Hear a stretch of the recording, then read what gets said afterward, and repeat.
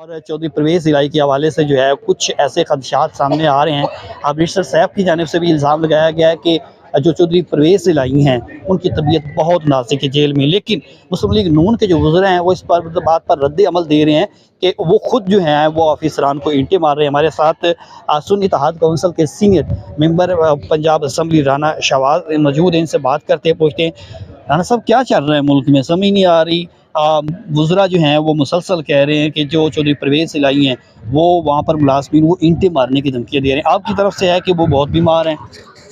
देखें जी, चौधरी परवेज़ इलाही साहब बुज़ुर्ग आदमी हैं, तो उनके साथ सरासर ज़्यादती हो रही है। जो उधर उनके चोट भी लग गई है, वो गिर भी गए हैं, उनकी पसलियां भी 2 टूट गई हैं, तो उनके पाँव में भी चोट आ गई है, वो चल भी नहीं सक रहे, तो वो किसी को क्या कहेंगे। ये हुकूमत जो है उनको अंडर प्रेशर करने की कोशिश कर रही थी, कभी उनके बेटों को, कभी उनके घर वालों को। इलेक्शन से जिस तरह उनको रोका जा रहा है, उनके कागज़ छीने जा रहे हैं, उनकी बीवी के, बच्चों के, वो आप सबको पता है।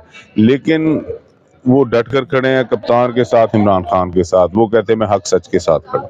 तो इमरान खान की जान को भी खतरा है?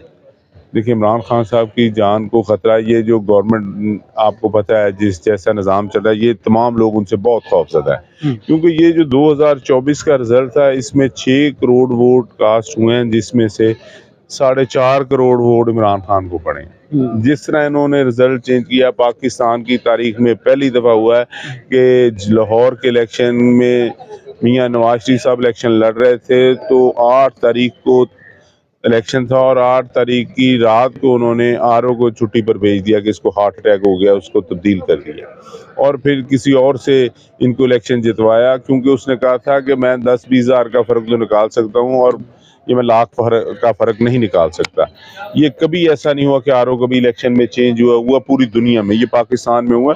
तो वो इमरान खान से बहुत खौफज़दा हैं। तो कभी कहते हैं इन पर बाहर से लोग हमले करने आ रहे हैं, कभी कह रहे हैं अफगानिस्तान से आ गए हैं, तो ये उनको थ्रेट करने की कोशिश कर रहे हैं। लेकिन ज़िंदगी और मौत अल्लाह ताला के हाथ में। वो पहले भी कंटेनर पर खड़ा था, उसको इन्होंने गोलियां भी मारी, फिर भी वो डट कर खड़ा है। मोहसिन नकवी पहले वज़ीर आला थे, तो ऑपरेशन होते रहे, आपने देखा वज़ीर दाखिला बन गए हैं। आप नहीं समझते कि आप लोग मज़ीद जो है मुश्किलात में होंगे? देखिए जी, मोहसिन नकवी और जब पीडीएम की गवर्नमेंट आई रजीम चेंज के सिलसिले में, ये एक ही ताने बाने थे दोनों के। हमने तो उस वक्त भी कहा था, लेकिन लोग कह रहे थे नहीं जी ये निगरान है, ये इलेक्शन करवाने के लिए।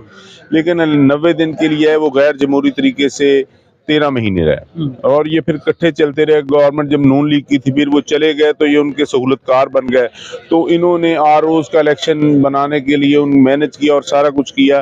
तो फिर उसके बाद उसको इनाम के तौर पर मोहसिन नकवी साहब को क्रिकेट बोर्ड का चेयरमैन लगाया गया, तो वो मुतमिन नहीं हुए। उन्होंने कहा जी ये मुझे आपने अब्लाइज तो किया, लेकिन मैं इससे राज़ी नहीं हूँ। फिर उन्होंने उसको वज़ीर दाखिला लगाया, उसने कहा ये भी आर्जी काम है, किसी वक्त भी हट सकता हूँ। फिर अब उसको सेनेट में लेकर जा रहे हैं, उसने कहा सेनेट में मुझको लेकर जाए और मुझे वज़ीर दाखिला बनाए।